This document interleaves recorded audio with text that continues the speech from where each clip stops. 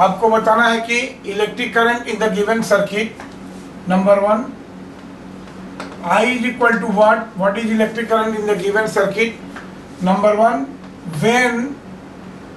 when K is opened, and number 2, when K is closed.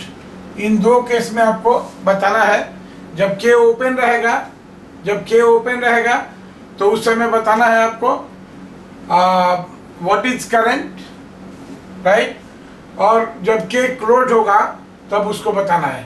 तो सबसे पहले हम ये करते हैं कि जब K क्लोज हो जाएगा, क्योंकि सर्किट बनाया हुआ है, आपको अननेसेसरी सर्किट मिटाना नहीं पड़े। तो देखिए सबसे पहले हम सेकंड पार्ट को सोल्व कर रहे हैं, कोई जरूरी नहीं है सेकंड पार्ट सोल्व करना, लेकिन अपनी सुविधा के लिए कर रहे हैं क्योंकि सर्किट बना हुआ है।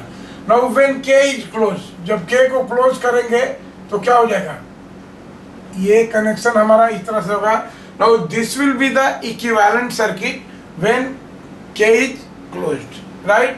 तो K क्लोज हो गया। अब देखिए what will be total resistance. अब ये सेकंड केस में R इक्विवेलेंट क्या हो जाएगा हमारा, R इक्विवेलेंट इसमें देखिए 4 4 8 पैरेलल 8, तो कितना हो जाएगा 4।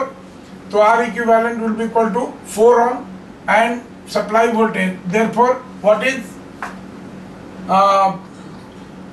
Reading I। देखिए नाउ एमीटर ये है तो ये टोटल करंट देगा, so I will be equal to total current, यहाँ से ऐसे जाएगी और यहाँ से ऐसे आएगी। तो this total current will be equal to how much, 2 divided by 4, so this is equal to 1/2, that is 0.5 ampere. So जब K क्लोज होगा तो reading of ammeter is half ampere, that is 0.5 ampere. और देखिए जब K open होगा, अब second part देखिए, जब K ओपन होगा, सर्किट हमारा ऐसा था, ये K ओपन है तो ये पूरे ब्रांच को डेड कर देगा, तो इस ब्रांच में कोई करंट नहीं फ्लो करेगी, no current will flow through this branch. So when K is open, first part का आंसर देखिए, जो फर्स्ट पार्ट का जब K ओपन ये होगा तो this will be the equivalent circuit, this will be the equivalent circuit, right. और तब यहाँ पर R इक्विवेलेंट हो जाएगा हमारा। देखिए दोनों को कंपेयर करते हैं रेड कलर से। R इक्विवेलेंट इस केस में कितना हो जाएगा, R इक्विवेलेंट ये K ओपन की बात है। Now this is the K open and this is for K close. तो R इक्विवेलेंट कितना हो जाएगा, 4 ohm plus 4 ohm, so this will be equal to 8 Om.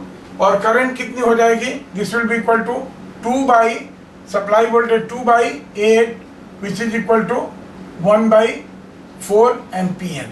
So this will be the answer, 1/4 ampere will be the answer.